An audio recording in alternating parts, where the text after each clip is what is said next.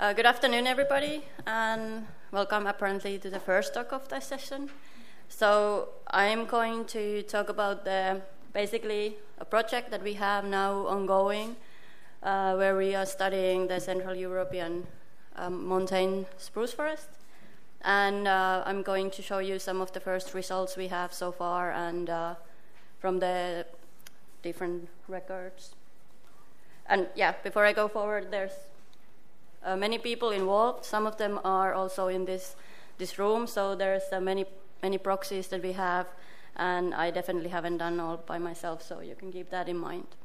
So basically the motivation for the project and for the research that we have at the moment is that we would like to have more understanding of the disturbance dynamics in the Central Europe, and especially in the montane spruce forest, in different spatial and temporal scales, so that we could have maybe some more insights of what we could offer to the forest management, sustainable forest management, and also for the conservation of the biodiversity of these forests.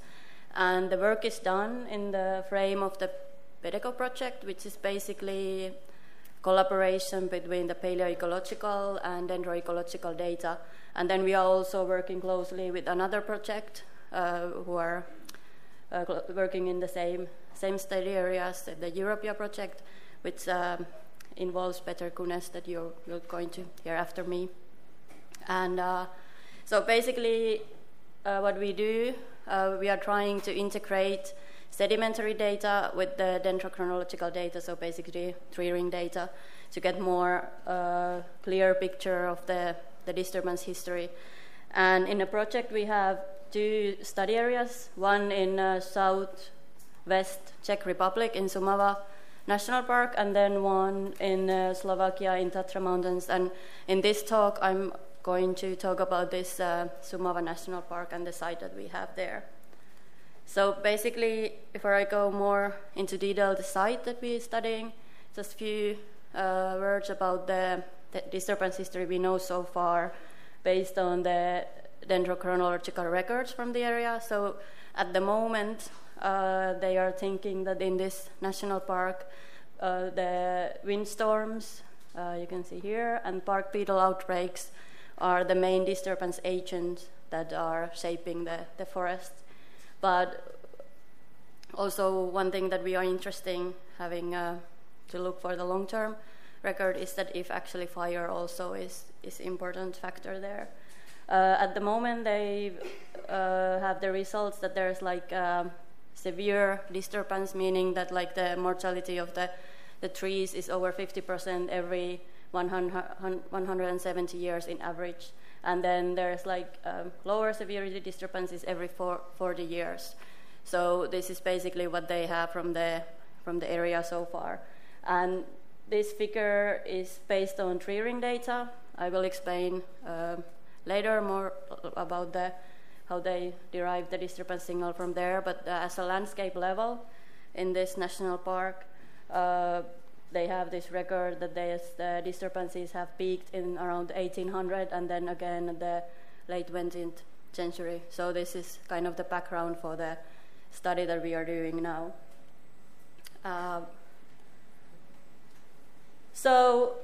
Then going to more into detail what I'm going to show you. So basically this is our study.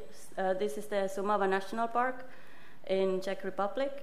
And we are studying a lake called Laka Lake, Laka Jezero, and it is situated in the northern part of the Šumava region. And you can see here a close-up. It's a mountain lake, and it's 1,000 meters above sea level. It has formed in a glacial cirque, so it's a small lake that is surrounded by quite steep slopes. And so we have our sedimentary records from this lake, and then we have dendrochronological data surrounding the lake. And then this green area here is the area where there was in the 90s, there was a big disturbance in this area, so that's why they have been studying this before. So, and here you can see the picture of the Laka Lake. So I don't know if you can see very clearly to the back, but there are some trees where you can see presently that the bark beetles have the bark beetle damage there, and the trees has basically died. So there it's just like ongoing disturbance there. So then basically the data we have. So far we have tree ring data from this area. That's also one of the reasons why I have chose this lake, because there's good dendrochronological record around this place. And so far we have data from 3 study plots that are on the slopes going towards the lake. So basically from here.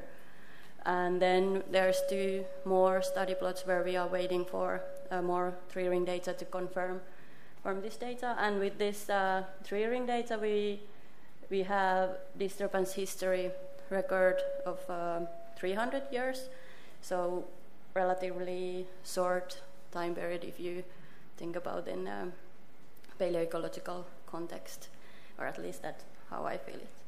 But then to compare with the dendrochronological data, like if we could compare the sedimentary data, we have then derived sedimentary core from the bottom of the lake. So basically there we have sedimentary records so far from present to 6,000 years before present.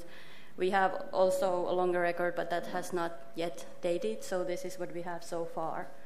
And what I'm now going to show you, the preliminary results, it's from the top part of the core, so basically 1 meter from the top. And from there we have high resolution sedimentary data. Every centimeter we have done the fossil pollen, stomata and non-pollen palynomorphs. And then there's, that's for the reconstruction of the vegetation, so we can see if there's any fluctuation in the forest dynamics. And then there's the charcoal, which is basically then what we try to see if there has been fires. Then we have fossil beetle remains, so we could see that if there is this insect outbreaks also corresponding with the historical recorded insect outbreaks. And then also with the sedimentary data, we are still waiting. We are also, does it sound really weird? Yeah. Yeah, okay, so we are going to compare also the geochemical data with the other sedimentary proxies, so we can get some idea what has actually happened in the catchment area during the disturbances.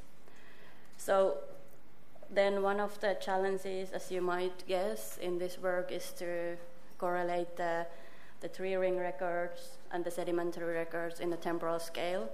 So for that we have dated the sediment record. So basically we have quite few dates for the whole core, because we are not yet concentrating to the lower part, but from the top part we have several radiocarbon dates, and then also led to then dates from this to make the 8-step model and get the chronology for the sedimentary record. But still we are waiting a couple more radiocarbon dates and some confirmation of the lead dating, so that might change the chronology. So the results that I'm showing might change and are quite preliminary. But with these dates, we have so far got the quite high resolution temporal scale also for the sedimentary records, and that's we can get up to 10 years in temporal resolution, which is basically something that we can actually compare with the tree ring data. So that's good indication that we actually might have chance to compare these two data sets. So then I'm going to show you some of the first results, and here you can see a better picture of the lake, and maybe now you can see there's like white waste areas now disturbed by the beetles. So first I'm going to show you the disturbance signal derived from tree ring data, and this is done by a forest ecologist, Wojtek Kada, who's working in our university. And here you can see the tree ring sites, and here is the lake. And basically here you can see the signal from the tree rings. And as you can see, there's a peak in around 1800. And they basically how they do the disturbance signal is that they measure the width of the tree rings, and then if there's more growth and the wider the tree ring is, they interpret that as a disturbance. So they basically have two different ways of seeing the growth in the tree ring, and that's basically a release, which they interpret that there's some trees died around the studied tree. And then there's also gap origin, which basically means that they see rapid early growth, so that there has been an opening in the forest when the tree was recruited. So that's their disturbance signal. But so then for the comparison with the sedimentary data, these three plots, the data from them have been combined, and here you can see in a 10-year temporal resolution the disturbance signal from the tree rings. And then I'm going to show you a few of the proxies that we have from the sediment core. So first we have bark beetles, and I only have now here the occurrence of the bark beetles, and if you want to know more, if it's primary attack or secondary attack bark beetles, you can go to Nick's poster this evening, to the poster number 30, so he will explain more. But as you can see, there's quite good match with the bark beetles, also with the tree ring data. Then we have the fires, and if you remember at first I said that they think that windstorms and these insect outbreaks are the main disturbance factors, but as actually already within this 5-year or 300-year and 500-year record, we can see that there's some fire events in the area, so maybe the fires have been more important. And I think tomorrow there's a talk about this from the southeastern Europe, and actually showing that the fires are important factor in these forests, so you can also go listen to that. Then there's a couple other proxies, Clomus, this is a fungal pore that basically indicate erosion, so increased amount of these would suggest that there has been erosion event, which would suggest disturbance. And then there's, I took just their spruce stomata to show, because it's the most important species. And then just to show view of the influx of the pollen taxa. So there's spruce and beech, which are the main species in the forest. And then I chose there some of the taxa that are usually occurring after disturbance, when there's a disturbed or more open areas. And these quite well, if we compare these, there's like not clear correlation, but you can see some similarities in these times when there's the disturbance signal. You can see there's some fire, also some changes in the pollen. But this is like very, very first visual comparison. So the next steps that we are going to do basically is to get the geochemical data to compare and get actually more clear picture what's happening in around the lake, and then also try to face some kind of find some statistical way of compare these records and maybe see if they actually are comparable, or if you can get some new information. And then addition to lakes, we also have small hollows, so there we want to also get different spatial scale, if you can see maybe more likeness in the records in the more local or stand scale. So that's basically what we will do next, and that's all that I had. Thanks.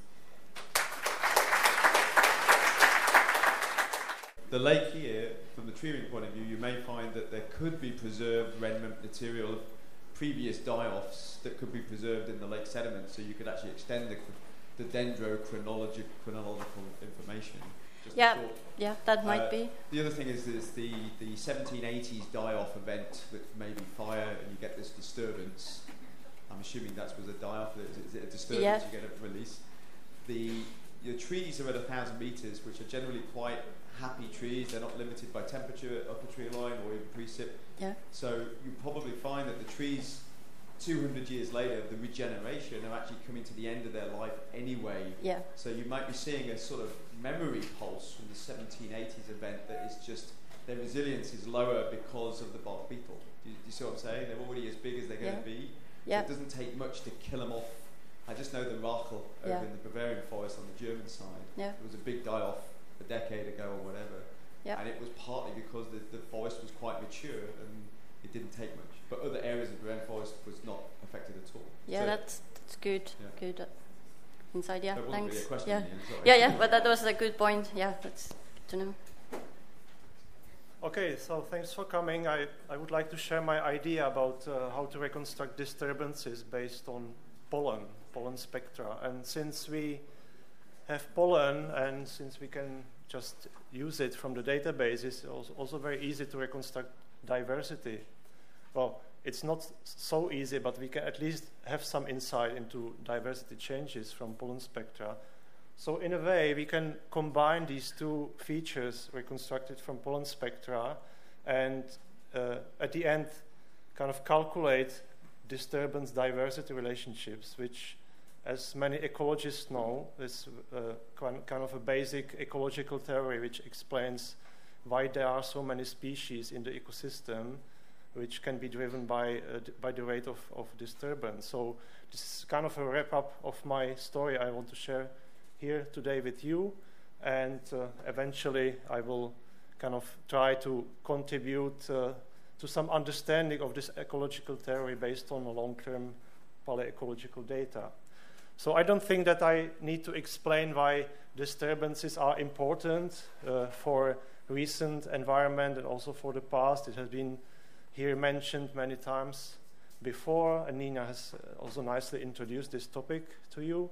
And so there are disturbances happening not only in boreal forests, but also in Central European temperate forest. And they are happening right now, and we know about them. So recent years has been years of disturbance, huge disturbances, as you can see on the pictures. But not only recent years, but also years like in the past century, which has been captured also by this painting, for instance.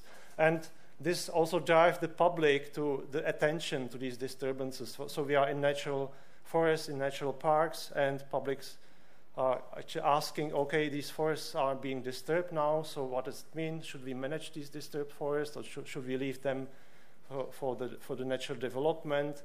And we as paleoecologists can also answer their questions looking more into the past and how was the disturbance dynamics in the past centuries and millennia, and try to answer these things. So how can we actually perceive disturbance? This is maybe illustrated on this picture. So as you know, by many fire studies, so there are fires creating major disturbance, but there are also other agents like, for instance, pathogens or insects, or also grazing is causing disturbance, of course, human activities and so on. And also a way of disturbance we can categorize into many things, and I just wanted to highlight disturbance frequency and disturbance severity, which are two different things, saying how often disturbance is happening in a place and how much of the biomass is removed while disturbance is happening. So these two things are very much important for our understanding of ecosystem functioning.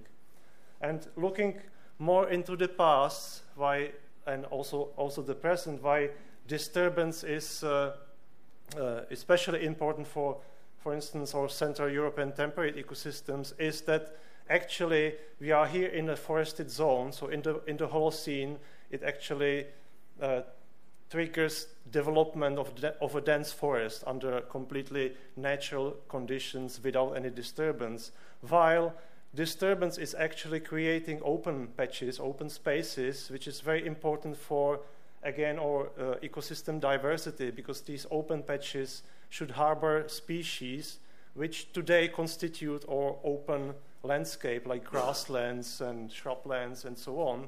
So these disturbances actually have a high importance in the past, because we know already that during the Holocene, disturbances actually maintain these open spaces in otherwise forested ecosystems. So they maintain the diversity of the forest. So that's why they are important to be studied.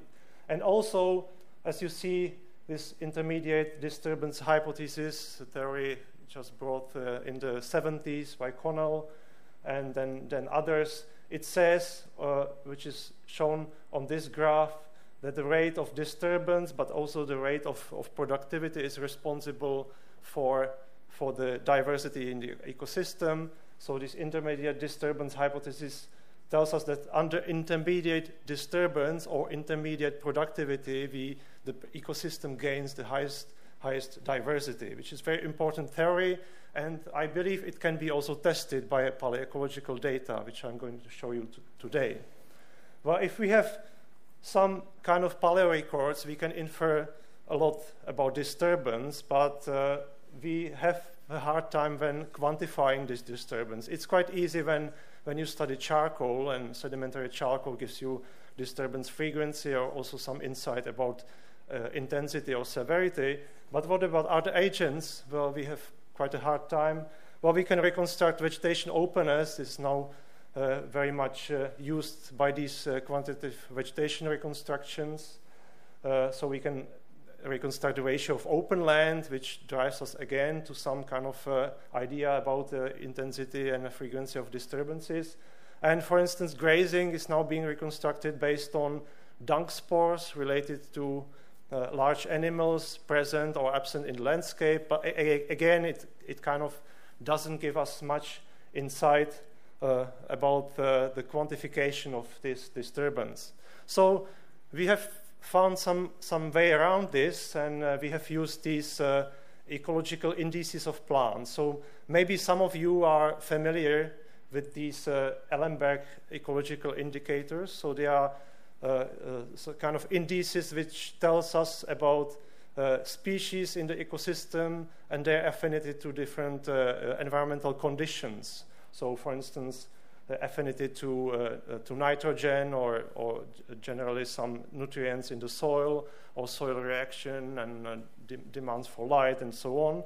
And these can be used quantitatively to reconstruct ecosystem kind of affinity to these conditions. And recently, my colleagues have inferred the same ecological indicators for disturbances. So for more than 12 or 1,500 species of European, Central European flora, we now have these ecological disturbance indices, and we can simply use them. So they have been inferred from different communities in Central Europe. So, for instance, as example, the spruce forests. So you see they are inferred to be disturbed every 100 years and with some intensity, severity, and based on occurrence of different species in this kind of ecosystem, we can infer same ecological indices for all the species, all the taxa. And then, of course, they are non-specific, so they basically say about the overall disturbance, including fire, herbiciding, of course, all kind of human impact, and also grazing and wind throws, and everything is all together. So this is basic general disturbance.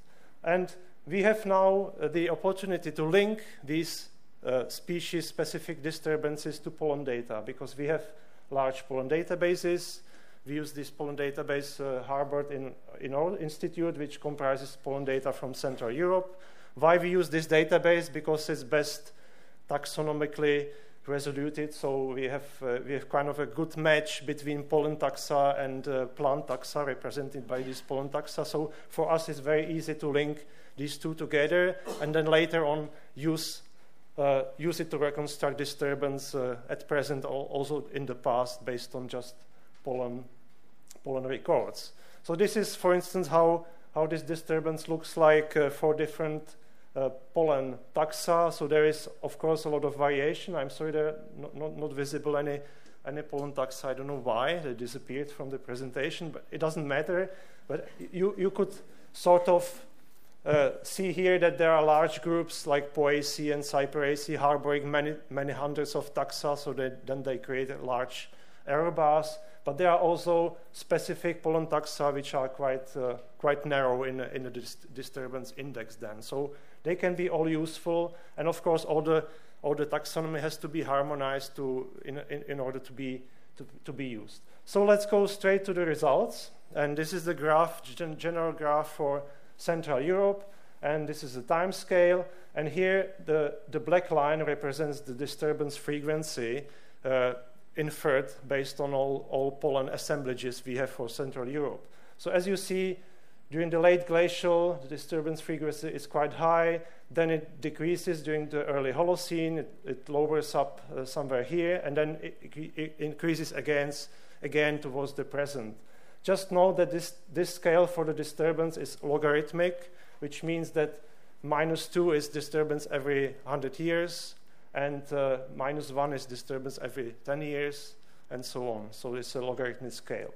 And then we can also reconstruct, from pollen spectra, we can also reconstruct diversity. So these two curves represent different aspects of diversity based on pollen evenness and rarefied pollen richness. And as you see, both of them, starting the late glacial, they are rising up to now. So this is a clear signal of what we have here. And now we can compare. So why do we have this disturbance dynamics here? Is it related to some kind of variable? So it's not very related to diversity as we see, but it's somehow related to climatic signal. It's also somehow related to the ratio of open land or the ratio of non-arboreal pollen. And here we have human impact. This is just kind of a settlement density inferred for this region. And it's also not very much related, the disturbance only in the later times in the Holocene. So now we can also look at, so there is some old inference from charcoal records about fires from Central Europe. We have heard that there is another one ongoing now, just being presented tomorrow, so maybe it would give us some different dynamics. But as you see, comparing to this, so this kind of disturbance so fires are not really fully responsible for this kind of disturbance dynamics here.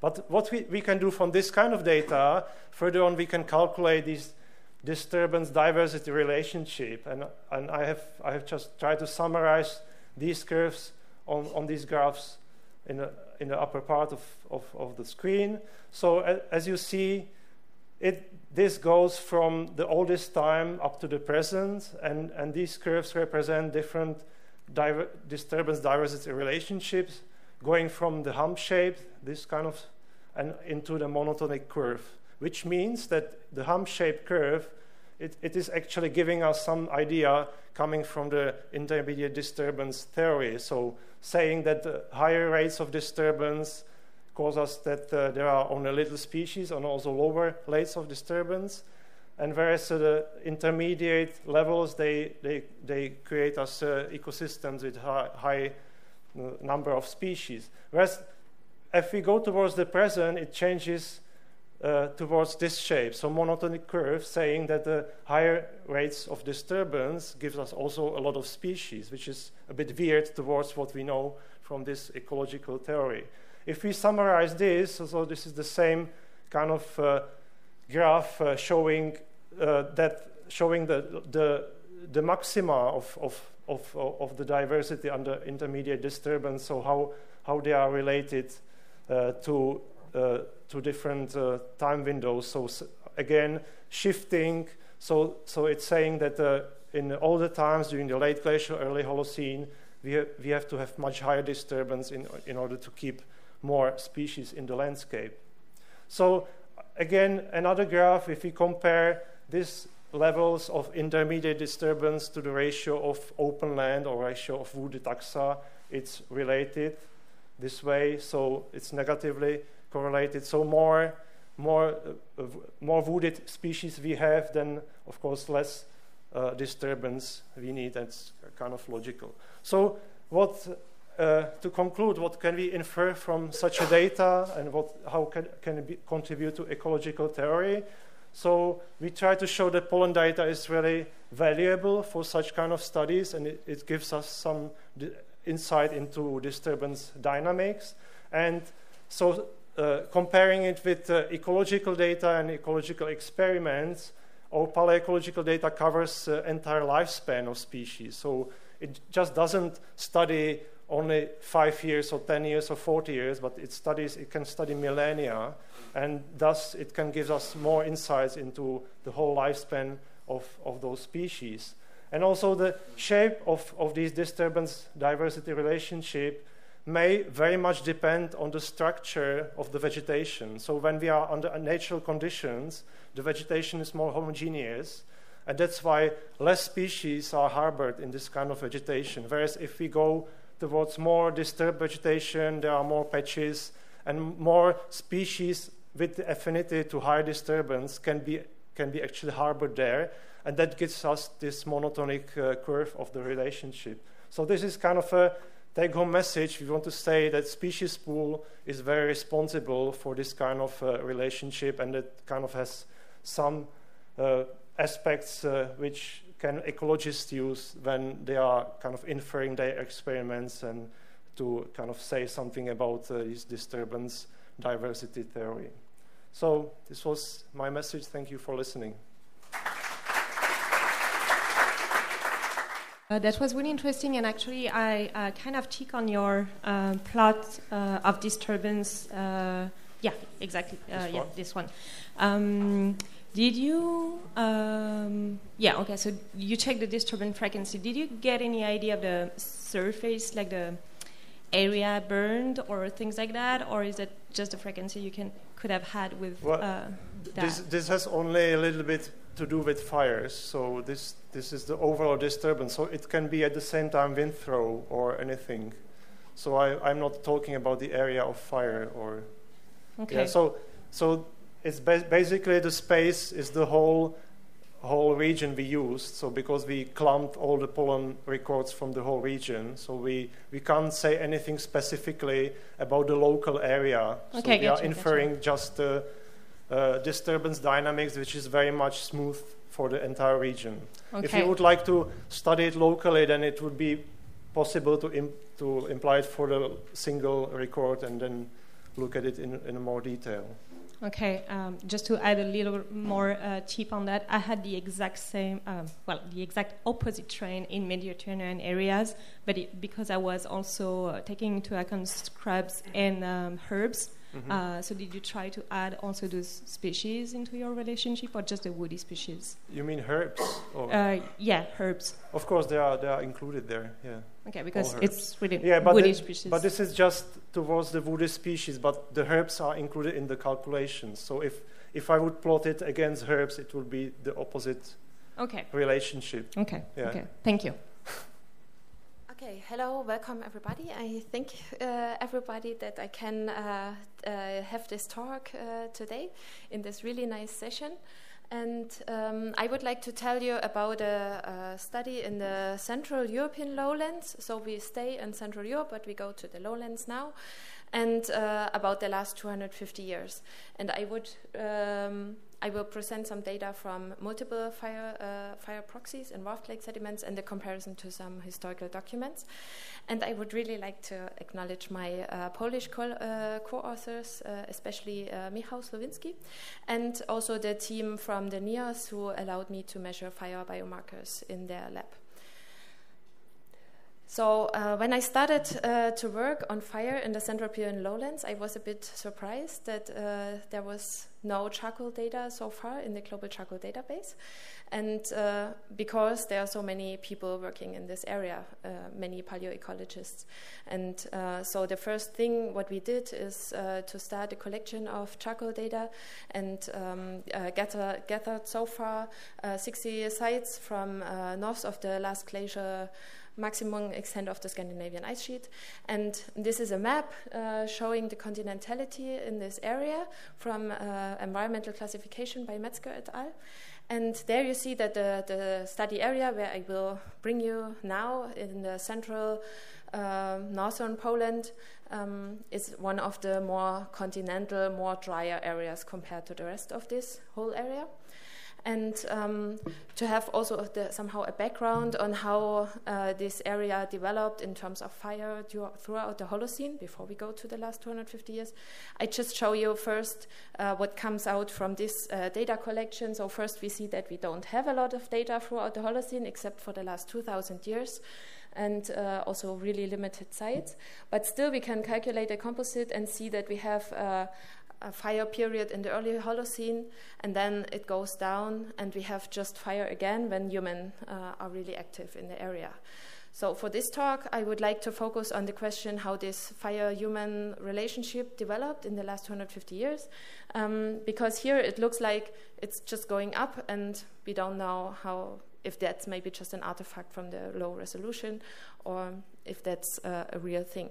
So if you want to see more on the synthesis, I have a poster tomorrow in morning at poster 8. So come there. And another motivation why to study the last 250 years is that in other syntheses from the Global Paleofire Working Group, they found that there was a really high peak in charcoal and in fire occurrence in the Northern Hemisphere and across the globe that was taking place in the 19th century. And they were linking it to increase in primary productivity after the end of the Little Ice Age, and also to more greenhouse gases, but mainly to human population increase and land cover change. But that was rather not really clear what that means. So did people burn more land after this time or not, or what does it mean? And then there was also a downward trend. So we saw that the more people are there, the more fragmented the land will be and the less fire we will have, and also more active fire suppression will take place. So now the question is what we can learn from a single site study in this Central European lowlands. And for this we go to the Chekhovsky Lake, which is located in the Tuchola forest, and that's for a long time in the Holocene it was just a dense closed forest, so not a lot of people went there because it has really poor soils, and also the lake is located in the center area, so we have poor sandy soils which infiltrate a lot, so we also don't have a lot of runoff in this catchment, not so much detrital input. So most of the sediment is produced inside the lake, and it's also or only fuel detrital material coming only via the atmosphere to this lake. And the nice thing about this lake is that it's a warped lake, so seasonally laminated lake sediments, very organic rich. And so first the main idea was just if we can measure these fire biomarkers in these very organic rich lake sediments, and you will see that we could. So now the question is, what does this show us? And so we had a high resolution approach, sampling every centimeter for macro charcoal in 3 size classes and measuring these fire biomarkers. And for those of you who don't know about these biomarkers, it's the product of the decomposition of cellulose during burning. So it's an anhydrous sugar, and levoglucosan is the main one forming in low temperature ranges. So it's really specific to certain temperature, fire temperatures. And the other two, manosan and galactosan, are the brothers and sisters of this of the levoglucosan, but they are much less abundant. And in comparison to the charcoal, you see that it covers a different space in this black carbon continuum. So it can tell you a bit different story maybe than the charcoal. And then we did influx calculation using the HDEF model transferred from the WAFT master chronology, and using including the H and proxy uncertainties, so the measurement uncertainties in principle, in this flux calculation by a combined Monte Carlo sampling. And then we decomposed these fire proxies into background and peaks, because the background can tell us over generally how much was burning, how much biomass was burning, and the peaks more about fire events. So that's already the result. So we have 3 size classes which sum up to the whole sum of the macro charcoal, and we see that they are showing in principle the same, except for the coarsest macro charcoal that has a slightly different pattern. But also the biomarkers show a similar pattern than also the macro charcoal. But as you see, it's also not identical. And to detect what is behind this, we decompose it into a background using, that's just a simple Loewes smoother of a 10-year bin, and subtracted this from the raw medians of these curves and get then the peaks out of it. So that's just now for the medians, not for the whole range of the uncertainty. That will come maybe later. But for now, I will focus on the background charcoal and on the peaks, and we'll go more into detail on this.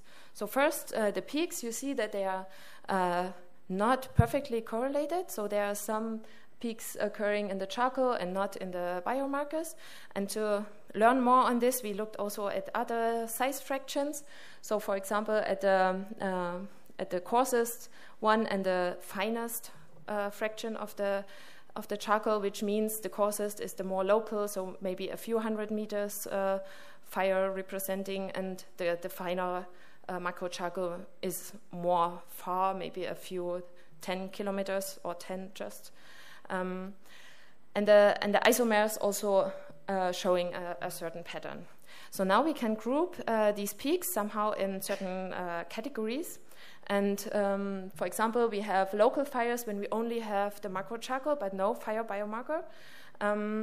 While we have sometimes a fire biomarker, but that coincides with the finest part of the macro charcoal, but not with the coarsest one. So we interpret this as a larger regional fire then in this case. And then we have also a local fire, for example, here, which was also documented in the historical documents as being a local larger fire, while then the biggest one ever occurring fire caused all fire proxies to peak. So that's a clear indication, okay, that must have been a really high severity in large-scale fire. And we know from the documents that it was burning 3,000 hectare in this area. And my colleague is still working on getting a map where it was exactly burning. So that's all available. But for the other events, it's not so much available. So then we have no fire events for the most of the 20th century, but then two events come up at the end. And we don't know exactly, we cannot really link this to some observations. So we assume that it's really somehow local fires from when the forestry built a house there, and which was later turned into a hotel. But you see that there are also some, the biomarkers are peaking in the later stage, so in the most recent years. So now to also understand the background, or to this background in the charcoal and in the biomarkers, we look at this Loewes smoothed curve representing the biomass burned in this area. And you see that they are more or less identical. And the main thing is that the high peak in the charcoal is actually only caused by this one large fire. And so that's because all of the praxis had a lot of input in the lake, and then it was also recirculated in the lake. And then we wanted to know if we can say more on what was burning, because in the literature, these isomers of the fire biomarkers are also interpreted to represent the type of vegetation burning. So we have some higher values in the time when we have low biomass burning at all, but lower values in the ratio when we have more biomass burning. And we also see that there seems to be some link towards the individual fire events. But and what we also see is that they are statistically different. So these two box plots shall illustrate this. It's distinct ratios before and after 1900. But the problem is that in the literature, these ratios that are presented from experimental fires, they are somehow overlapping, so they don't. It's not really clear if it's really vegetation burning. So we chose to check the pollen data, and that's reverse transformed pollen data from the same lake, also considering their age uncertainty. And there we see two things. First, that we have more open land after this period of burning in the 19th century. And then when we have low biomass burning, but still burning because we have still the fire biomarkers there, then it's mainly maybe related to the open land burning, to grassland burning. And that's also what is known from the people, that they are burning their fields for fertilizing them and so on. But what is also interesting, and that also leads us more to these historical things, is that we have an increase in pinus pollen since the late 18th century, and that's related to the Prussians arriving in the area, and they really changed the complete forest management. So before, this area was always forest, but it was used like an agricultural system. So you had like beekeeping and charcoal production and tar and potash and whatever you had there inside the forest. But they made a law and said, no, we don't want any of these things anymore in the forest. We just want the forest to have wood as a resource. So we need the wood for construction and so on. So they started to plant pine. And that was actually also a thing which allowed maybe this fire to occur in this area, because before it was more a mixed forest, deciduous tree forest, and that was not burning so easily in this humid area.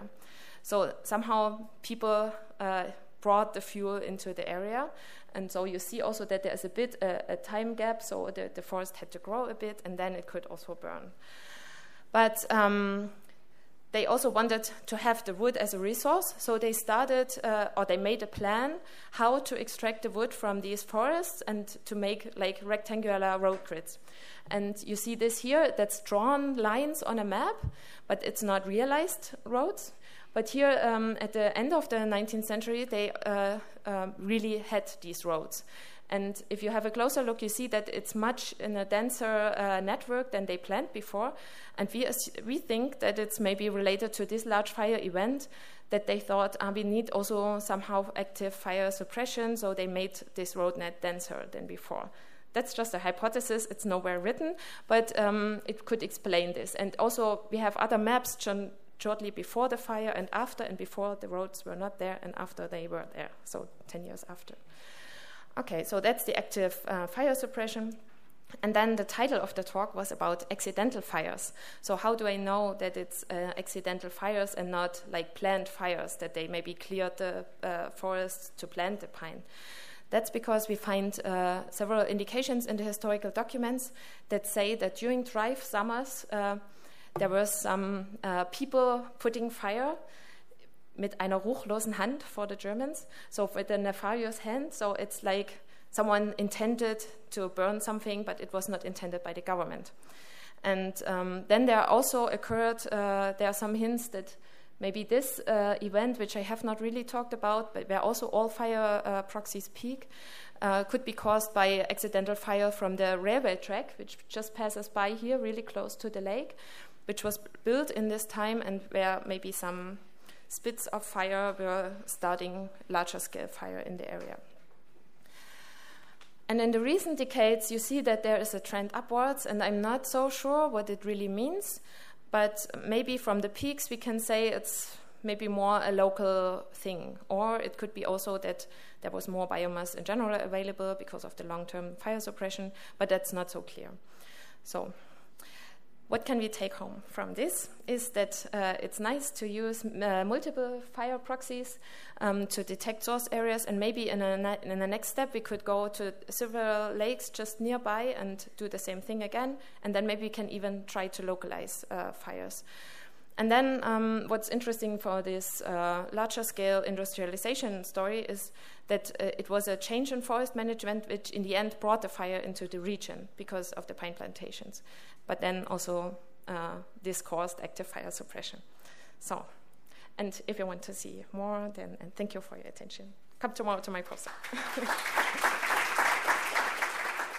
I was wondering if you were planning to analyze the polyromatic hydrocarbons as well. That maybe it would allow you to differentiate between some of your hypotheses. I mean, the steam railway would also be very what to analyze again? The polyromatic hydrocarbons. Okay, yeah. So there is another study looking for heavy metals and for other industrial indicators, and they just start to rise when the fire period is in its middle somehow, so at the 1850s, and then they rise, and that's really the start of the industrialization in this area, also related to this railroad tracking. Yeah. Okay, hello everyone. I'm the only person in this session that will talk not about vegetation, but about microbes.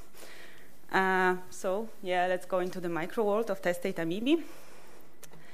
I'm working on peatlands, and as you know, peatlands are very important because they are important carbon stock. And the most important in the landscape are healthy, so happy peatlands, because they possess high water table, and then they keep this carbon storage function. But of course, disturbances that affect peatland hydrology or causes droughts or water table fluctuations disturb those ecosystems, and then they lead to carbon losses in peatlands, which is not very good in case of climate change. Humans are, of course, playing an important role in this disturbance and like damaging peatlands. So we have those drainage ditches everywhere, peat extraction, especially in Europe in last 200, 250 years, and also fires ignited by humans. And to detect droughts in paleo records of peatlands, it's really cool to use testate amoebae. And what do we do now? So far with testate amoebae, we check changes in species composition along the core. Then using transfer function and training sets, we transfer it into quantitative reconstruction of past water table depth, and then we can compare different records from different areas to see some overlapping drought periods or wet periods of peatland development. But like lately in literature, so many papers saying that we can have some ecological surprises. So we can find some in the future because of climate change. We may have a different response of species than we had in the past. So no present analog for potential future communities in our records. So maybe we should look for some other proxies or look at our proxies in a different way. And so this kind of new approach could be species traits, so measurable properties of organisms that are somehow linked to the function of in the environment. And then certain traits could be used as bioindicators for past environmental changes, also disturbance. And in plants, for example, they are used quite often, but for amoeba, it's not so common. So there were first papers that considered traits of testate amoebae around 2015. And then they were used like an additional proxy, let's say, in multi-proxy analysis. And there was also one paper lately about transfer functions and using traits in a transfer function. But basically, what does it mean? What kind of trait is informing about what kind of events? We don't know. So we should like figure it out, I think. And so also the International Society for Testate Amoeba Research recognizes that actually trait approach could be quite useful in paleoecology. So we wanted to check traits. So the goals of our project was to examine whether past response of testate amoebae to environmental disturbances is reflected in trait compositions of amoeba. So just if they could be used as bioindicators. And we wanted to test the effect of disturbances on the linkages among the structure of testate amoeba communities, composition of functional traits, and functional diversity of communities. So for this, we had two data sets from Poland, Linie-Majer and Puścizna Krauszowska-Majer. And the photo is Linie-Majer, a very beautiful peatland in the north.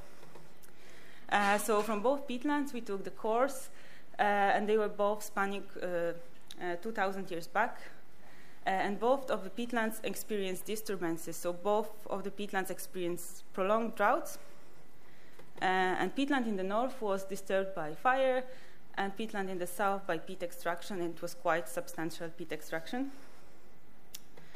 And the methods we used, we look at traits, of course, at functional diversity and trait composition of testate amoeba communities using two types of traits, morphological traits and physiological traits. So looking at the morphology of the species, we looked at the body size. So we had like very small species, 40 micron big, up to very big ones, I mean relatively big, so 160 microns. We checked their biovolume and also the position and the diameter of the aperture.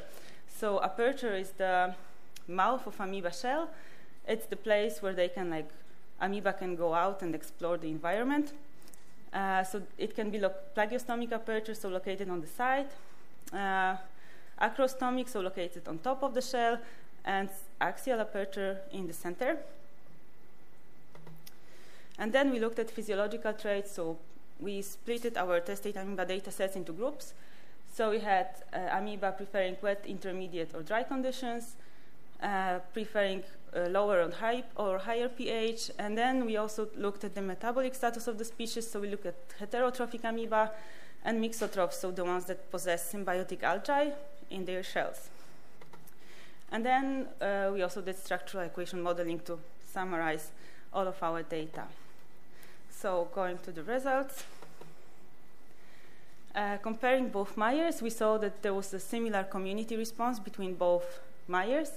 So functional diversity is FDQ thing here. The values were decreasing in both peatlands. So just when the disturbances started, we got a decrease in those two factors, which means that communities got more and more similar during fires, during disturbances, fire and peat extraction. And this change was driven basically by mixotrophic species, which were lost. Which were lost in one of the Meyers, and here also we had like small decrease in mixotrophs, and also we got a decrease in body size of the species. So here and here the body size of amoeba dropped significantly. We also looked at the aperture position, and here we can see that species with acrostomic and axial apertures, so the ones located in the center or on top of the shell, they were present, oh my goodness, they were present in all the records, like continuously in both, but amoeba with plagiostomic aperture, so the ones with small aperture located on the side, they were not present in one of the records at all for most of the time. Here they were present just not continuously in few samples. And then after disturbances appeared, those species with this trait appeared also, and they got established in the communities, and then they were continuously present afterwards. So this may be because of the aperture type may be important in this case, because if we have droughts on the peatland, those kind of apertures are very small, and they have some kind of a collar, which prevents species from desiccation. So basically, if amoeba like hides inside, then it's less likely that it will dry out. And then we looked also at so we had full data set, not only amoeba, but also pollen, charcoal, and plant macrophosis. So we wanted to check if those amoeba traits were influenced directly or indirectly. And so disturbances could influence amoeba directly just by affecting them, indirectly to the changes in vegetation composition. So first, like, I don't know, you burn the forest, and then runoff changes, and then it influences the mire. So we used pollen human indicators as proxy for peat extraction, macroscopic charcoal influx as proxy for fire, and plant macrophosis as a local vegetation proxy. And so from our model, we could see that effect of peat extraction was much stronger on testate amoeba communities, and it was a direct influence. So the dashed line is non-significant, and the solid line is a significant impact. So you can see that peat extraction both directly affected vegetation composition and also testate amoeba composition, and this in turn influenced trait composition and functional diversity of testate amoeba communities, and it was quite significant. 53% of the variance was explained, whereas with fire it's only 10%, And fire did not affect testate amoeba communities directly, but like first composition of vegetation, and then it in turn affected amoeba. So just to sum up, we found out that traits were linked to environmental changes, and those two traits that I was talking about popped up. So plagiostomach apertures, these amoeba like droughts, so they appear in the disturbed sediments. And then also mixotrophic species, they just don't like disturbed environments. We think that maybe if there's a fire, for example, and there's like a lot of dust, there's not so much sun, so then symbiotic algae and also amoeba die because of lack of light. And then also we looked at this body size, and there was a substantial body size decrease that was also shown in 2 or 3 other studies. From surface samples that with the drought body size decreases. So maybe also this is a nice thing to look at when you check your amoeba data. So I just leave you with Hyalosphenia papilio, a mixotroph that indicates a happy and wet bog.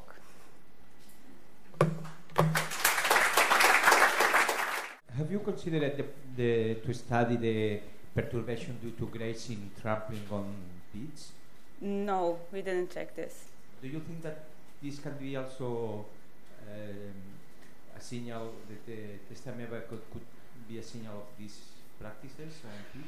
Yeah, I think definitely, but we just didn't have a suitable data set because like most of our peatlands that we were looking at were located in the forest, and the other ones like in the mountains, so there was not so much grazing, I think. But like, yeah, if you had a peatland located somewhere in the rural areas, I think it would be possible to do it also. Okay, good afternoon, everybody. In this contribution, I would like to present some results from a recent study focused on the identification of main drivers of fire activity in Fennoscandia and North America boreal forest during the OSM.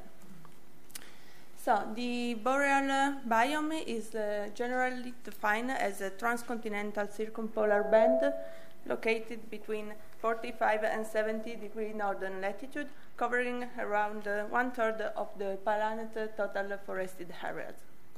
And why we decided to study fire in the boreal biome?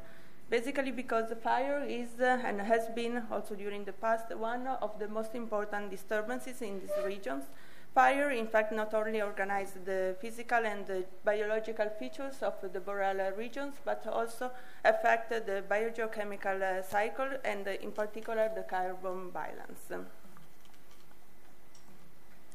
Okay, so based on these assumptions, the first aim of this study was to try to disentangle between climatic and anthropogenic drivers of boreal forest fire activity during the past, and secondly, to explore the role played by changes in main forest composition in the boreal forest fire regime during the Holocene. So we selected, for fire regime reconstruction, we selected 88 sedimentary charcoal records covering part of all of the last 11,000 years. And basically, we selected this charcoal record from the last version of the global charcoal database and from previously published synthesis. And in particular, we just selected the charcoal data where we had also pollen and climate data close to the charcoal sites. And in order to understand the most important differences also in spice, in temporal and in spatial the most important spatial and temporal differences, we also divided the biome, the boreal biome, in 6 different subregions: Alaska, Central Canada, Quebec, and Northern, Central, and Southern Fennoscandia. And basically, these subregions was based on current climatic and ecological zone of North America and Fennoscandia. So I will not go into the detail, but basically we first transform all the charcoal data into charcoal influxes, and then we apply a protocol previously described by Power and colleagues. And this protocol is quite difficult and tricky, but finally we converted all the charcoal data into Z-score, and we expressed all the charcoal as a variation around the long-term mean. So we basically construct 6 different composite charcoal curves, one for each selected subregions, and as you can see from these graphs, except for central Canada and for Quebec, where due to the Laurentide ice sheet cover, it was not possible to cover the whole Holocene. For all the other subregions, the charcoal composite curve covered the entire Holocene. So, for the reconstruction of paleoclimates, we basically used already published synthesis, and we use pollen record. We use a pollen record just located less than 200 kilometers away the charcoal sites. And this pollen-based reconstruction were average for the construction of the composite charcoal series. And for paleoclimate reconstruction, I mean mean July temperature or summer temperature, or mean precipitation, mean annual precipitation values. Instead, for the reconstruction of anthropogenic land cover changes, we used the last version of the Kaplan datasets, and this is an independent scenarios based on human population density and on climatic and physiographical variables. For fulfill the second aim of our research, the reconstruction of main forest composition was based on fossil pollen data from the same sites or from a site located less than 100 kilometers away the charcoal record. And in particular, these pollen data were extracted from the Neotoma database or from the literature. And pollen percentages threshold values were used in order to estimate the local presence of each taxa. And as a second step, we apply some kind of correction factor in order to achieve a close approximation to vegetation cover. And as a final step, for each selected site, the taxa, the pollen taxa were grouped into 4 different plant functional types: the boreal evergreen conifers, the boreal summer green trees, the evergreen shrubs, and the cool temperate summer green trees. And these are basically the long-term changes in main forest composition for each selected subregions, expressed as variation as in the previously selected groups of plant functional types. So coming to the statistical analysis, in order to evaluate the relative importance of different predictors of biomass burning over the Holocene, we perform a linear regression analysis for each selected subregions by using the R package RelayInfo. And given all the possible sets of predictors, the optimal model was chosen by using the Akaiike information criterion, while due to the fact that a high number of p-values were generated, the error rate produced by this multiple comparison was checked by adjusting the p-values of the optimal model and its predictor with the Holmboe-Ferroni multiple comparison procedure. So, coming to the results, the statistical analysis show that the statistical analysis underline different kind of predictors between the climate, the anthropogenic land cover changes, and the biomass burning. In particular, mean summer temperature seems to be positively correlated with changes in fire activity in central Canada and central Fennoscandia, while mean annual precipitation values are negatively correlated with changes in biomass burning in Alaska, in Quebec, and in northern Fennoscandia.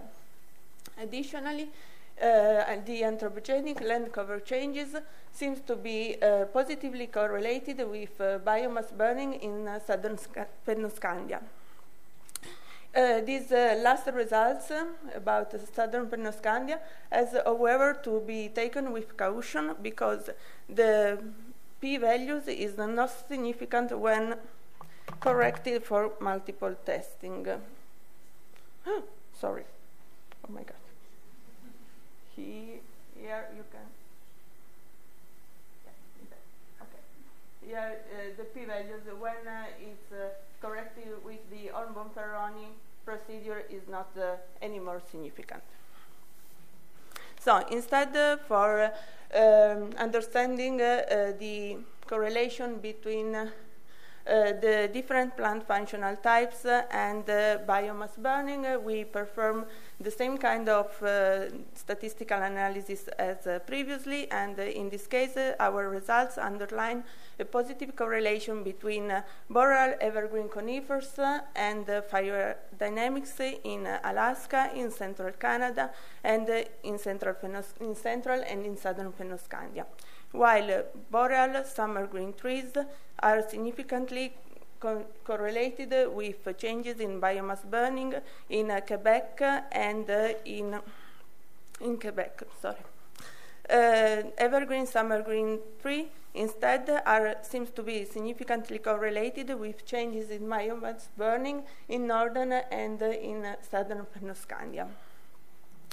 So, trying to summarize, generally speaking, in the boreal biome, the regional trend in boreal forest biomass burning during the Holocene seems to be primarily controlled by a complex interaction between climate and forest composition, with only a marginal role played by anthropogenic land cover changes. In particular, for Alaska, Holocene fire activity is mainly connected with changes in mean annual precipitation, a negative correlation, and with the amount of boreal evergreen conifers. In fact, a positive correlation exists between biomass burning and the amount of black spruce in the forest.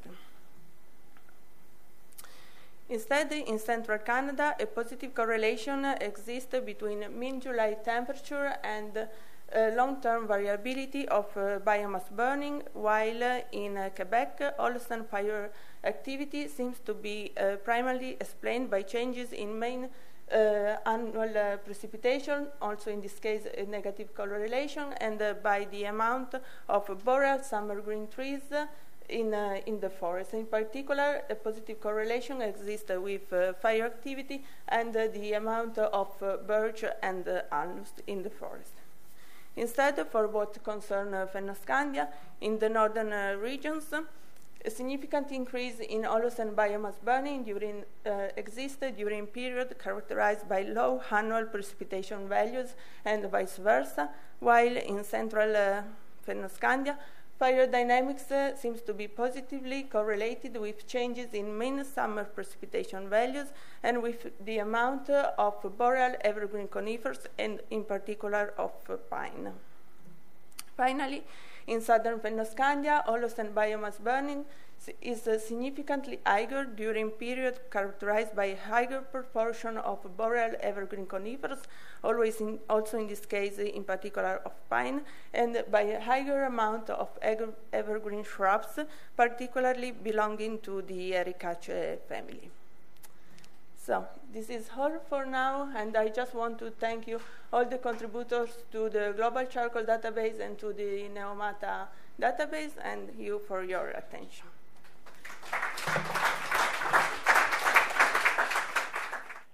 High elevation forests are subjected to the effects from the different climate change components which could influence their dynamic at long term. Firstly, temperature has increased in the last century, and the mean temperature in the last 5 years was the hottest since we have data in 1880.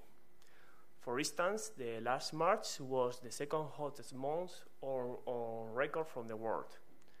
Secondly, the CO2 levels has increased exponentially in the last 50 years, and currently the CO2 level exceeds the 400 ppm. It's expected that these two climate change components will enhance tree growth and establishment in high elevation forests, where forest dynamics are mainly constrained by low temperatures. In the same way, some authors have documented in the United States are increasing the length of the frost-free seasons related to the rainy seasons, and defining as the number of days between the last frost in spring and the first frost in fall. However, it's also expected that climate change components increase the frequency of disturbance, such as insect outbreaks, droughts, heat waves, or cold spells. Here we can observe a publication which study the future incidence of several bark beetle species and predict a higher incidence in North America. So the different climate change components include both effects: positive, enhanced tree growth and establishment for the CO2 self-fertilization, and a longer growing season, and also negative, increase in the disturbance due to the combinated effect of different factors. So, however, the synergetic effects of these climatic change components on the long-term growth and regeneration dynamics have not been studied, and it's important to establish robust time frameworks to relate the current forest dynamics and the rise in earth temperature. So, to answer these questions, we selected a well-preserved forest, a Pinus uncinata forest in Ellenberg, in Spanish Central Pyrenees. And here we can observe well-preserved trees and woods. Pinus uncinata is a conifer present in Alps, in Pyrenees and Iberian system. Pinus uncinata is a long-lived, slow intolerant and relatively longevous conifer. And in 2014, we selected living trees, standing trees, snag trees, and well-preserved logs inside the lake, because there is a lake. And we took a good course from living trees and slices from dead trees. In this research, we use dendrochronology, the science which studies tree rings, to answer ecological, archaeological, or climatic questions. We prepare the samples, we arbitrate and polish the samples until the rings were clearly visible. We cross-date the samples and we measure using a lim-tab test-up device to get the tearing width chronology. We developed a composite chronology because we have samples or trees growing at different periods and overlap in some moments, getting a final long chronology crossing different climatic periods. We standardize the tearing width chronologies to remove the age and size effects and the autocorrelations. We use different determining methods. Firstly, we use a negative exponential function to remove age and size effects. We use spline detrendings. We use a relative short detrendings to remove the low frequency, longer than 1 decade. And we also use an autoregressive model to remove the autocorrelation, mainly the first order autocorrelation. We also use a regional curve standardization. It's a widely used trending methods now in dendrochronology, and is able to remove the low frequency trends, and also to conserve the part of the low frequency climatic signal. The tearing width chronology were related with the climate to get the main climatic drivers on growth. We determine the establishment year of each sample, of each tree, by cross-dating each sample. And in the cases of the samples, when the lack pith, we estimate the year of the theoretical innermost ring using a locator pith. Let's see the results. We join different data sets to get a final data set around 600 trees and a time span around 1,100 years. This is one of the big data sets ever compiled for a high elevation forest. Here we can observe the time span of each sample, the position in the time, or each sample or each tree, and the pith locator, the pith distance. The replication was good between 1215s and 1950s. Here we can observe the age structure of the samples and the tree-ring width, the growth between the cambial age. Here the tree-ring width chronology cover different climatic periods, part of the medieval period, all the Little Ice Age, and part of the current drought period. We observe the lower growth during this the latest ice age. We establish a relationship between growth and different climatic variables. We use maximum mean temperatures and precipitations. We use grid temperature data from EOPS, and we consider from the October prior to the growing season and up to October from the year of the tree formation. We found positive and significant correlation between spring temperatures and growth. So we can observe that a great part of the ring is developed during the spring. So this is the most important. We develop a establishment reconstruction.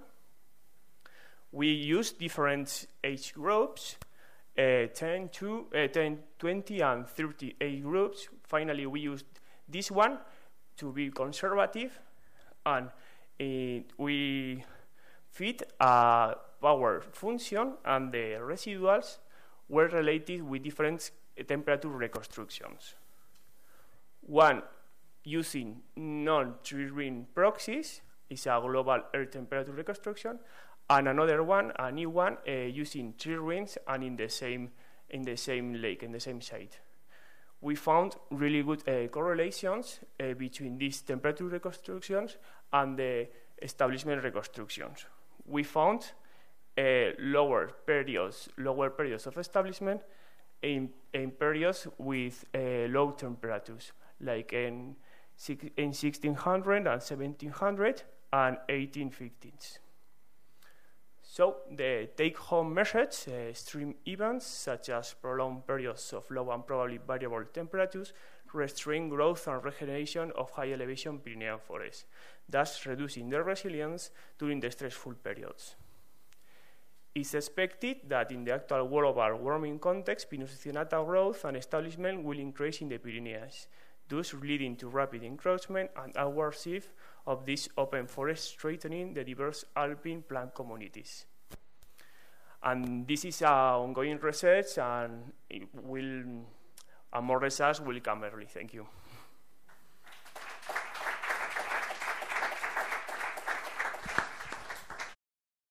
To close such an interesting and wonderful session, I'm going to be talking to you about socio-ecological trajectories and tipping points in the making of the Cretan landscape in Crete from the Neolithic to present day. The presentation is based on the study of two sites, two natural archives, situated in Crete, northern western part of Crete, the largest island of Greece. The first one is Kournas Lake, a lake situated at low altitude near the seashore. And the other one is Azigonia peat bog, located some kilometers south in the White Mountains at the altitude of 784 meters. This is an exceptional peat bog, probably the southernmost European peat bog. The multi-proxy analysis we performed there are mainly sediments, pollen analysis, fungal spores, especially dung fungal spores in order to document dressing pressure, and microcharcoal to document fire activity. So I will start off by giving you an overview of the result we obtained at the Azigonia peat bog. The site is a small size peat deposit that is nowadays in an open mountain landscape dominated by Frigana, which is a specific cretan formation of hemispherical spiny dwarf shrubs. The coring we performed there permitted to obtain a master core of almost 6 meter depth. And the robust H model based on 50 radiocarbon dating revealed the potential of 2,000 years of high-resolution paleoecological analysis. Multi-proxy analysis permit to identify 3 phases and 2 tipping points in the socio-ecological trajectory of the landscape. The synthetic figure here summarizes sedimentary data, fire activity, grazing pressure, vegetation dynamics, and pollen biodiversity. The first phase here, before 850, is the time of the formation of the peat bog. The landscape is a Mediterranean forest landscape dominated by evergreen oak. And this is obviously a secondary formation. Anthropogenic indicators, grazing indicators, and fire are present and important as early as the beginning of the sequence. Even if grazing and fire pressure aren't continuous, the landscape is overall the same along this period as resilient vegetation. A first shift is characterized by a dramatic and long-lasting decrease of evergreen oak at the benefit of maquis formation, either maquis. It was preceded by peak in grazing indicators, and it evolved to the peak of mean magnitude, of a mean peak magnitude and fire frequency maximum in the area. That would suggest that fire, likely human-set fire, may have led to this vegetation shift. And here in the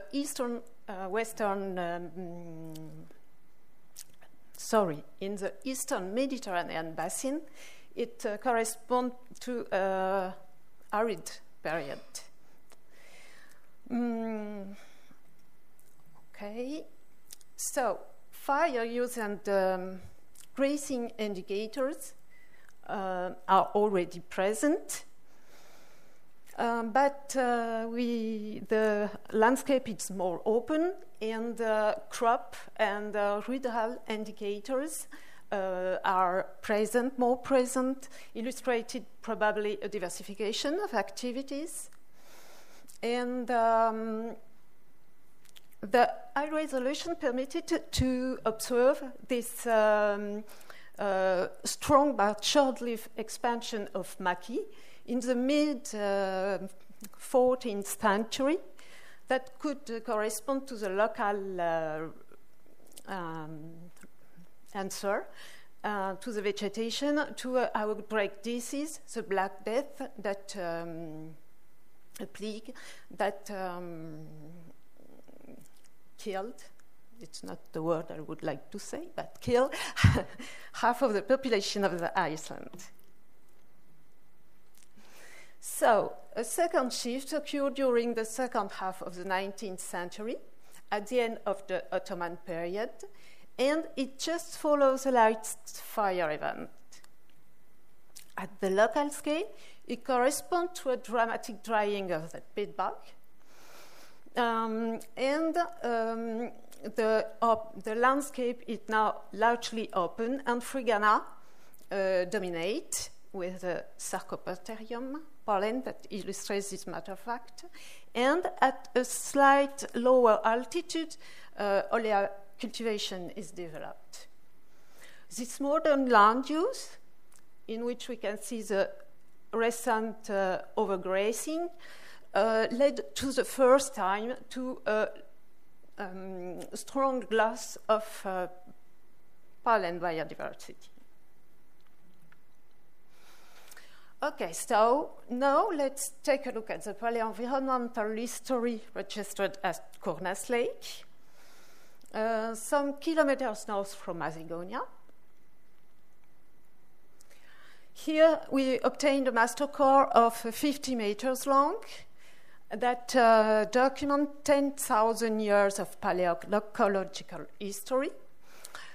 Here, the sedimentation accumulation rate is almost globally regular, except this strong, drastic augmentation of the sedimentation at that time, 2,700 to 2,200 before present.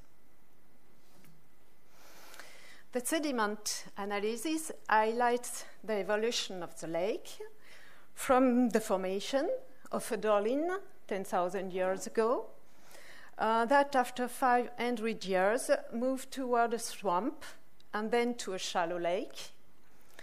From 7,500 years onward, the lake is a real lake. The process is associated with a sea level rise.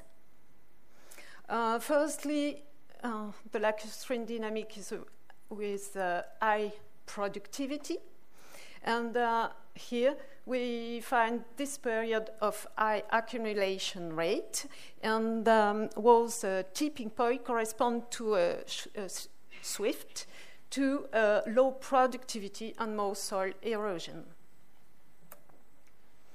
Now, I will go on with the ecological trajectory at Kunes Lake, reconstructed from the paleoenvironmental proxy that are available since the beginning of swamp formation here. The synthetic figure displays the main woody taxa of the relative pollen diagram, fire and grazing indicators with Sporomiella influx, which is a genera of dung fungal spore, the more accurate to document grazing pressure. The onset of paleological record is characterized by growing forest cover, dominated by deciduous oak, but a rapid change occurred 8,500 years ago, and it is characterized by a sharp decrease of deciduous oak at the benefit of evergreen oak, and in the same time, grazing indicators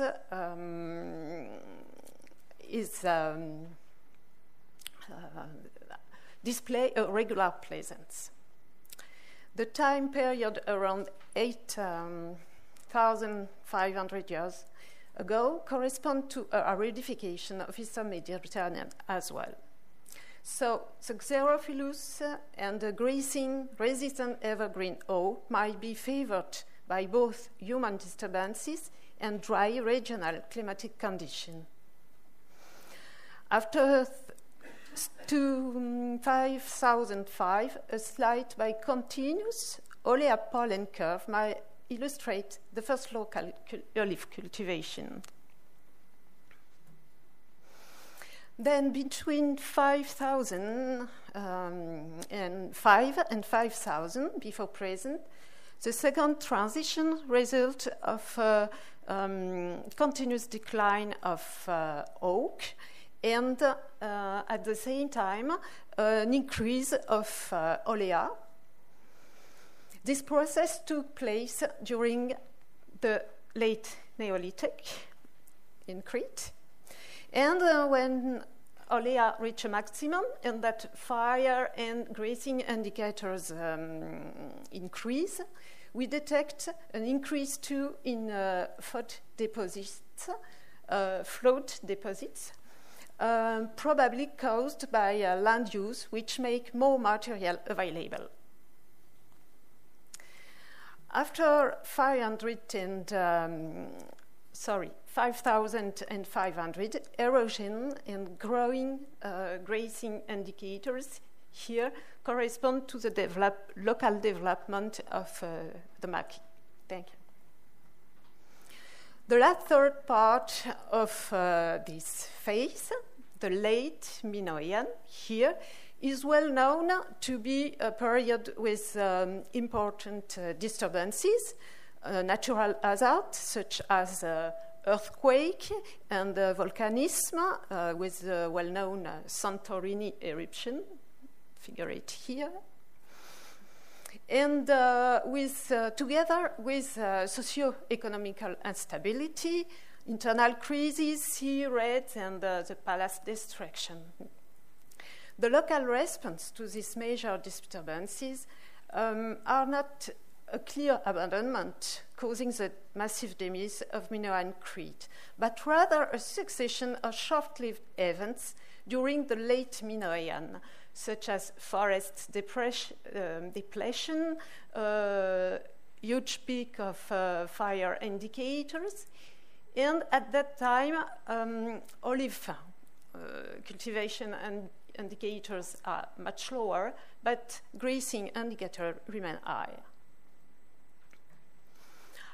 After a period of lower impact during the so-called Dark Ages, the second shift takes place in three phases. The third one is growing fire indicators with a peak, and forest decrease, and a very sharp increase of olea pollen. Here, the change is much more rapid than the precedent shift. And it corresponds to this period of high accumulation that drives the lacustrine to another kind of sedimentary formation with lower productivity, lacustrine productivity. But after this sharp change, thereafter, the olive groves in the watershed are continuous, and it looks like a stabilized socio-ecosystem during 12 centuries. The next shift coeval with the last fire episode here, as in Azigonia period situated in the 9th century from the Common Era. The Mediterranean forest decreased clearly, and olea is as less represented as before Hellenistic period again. Thank you. While the maquis prevailed in the White Mountain, here we have more ruderal crops and herbaceous pollen taxa, indication of different